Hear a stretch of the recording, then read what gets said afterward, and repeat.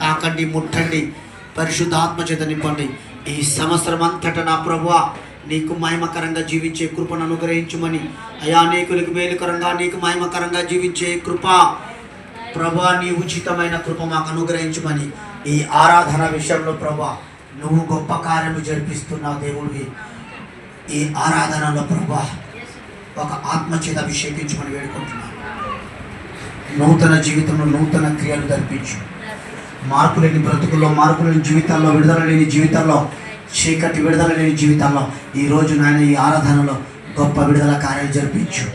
ఆరాధనకి యోగుడా, పరిశుద్ధుడా, పరిశుద్ధుడా, పరిశుద్ధుడా నీకు స్తోత్రములు నాయన.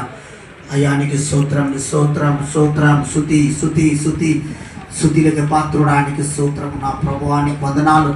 బలమైన అభిషేకం మా మీద కుమరించు. ఈ రోజంతటా నీ నామకి మహిమకరంగా జీవించే కృప అనుగ్రహించమని, వచ్చిన బిడ్డలు రాని బిడ్డలను జ్ఞాపకం చేసుకుని ఈ ఆరాధన చివరి వరకు ముగించే వరకు బలమైన అభిషేకం చేత ఒక్కొక్క బిడ్డ మీద నీ హస్తాన్ని ఉంచమని, నీ ఆత్మల కార్యం జరిపించి ప్రతి చీకటి శక్తి, ఆత్మ విగ్రహ శక్తి, భానుమతి శక్తి, శక్తిలో నజరేయుడైన యేసు నామములో విడుదల దయచేయండి.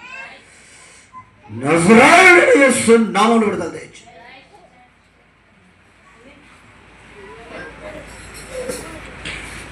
పరిశుద్ధాత్మ దేవానికి వందనాలు. మా మధ్యని అగ్నిభిషేకం కుమరించబడుతుంది ప్రభు.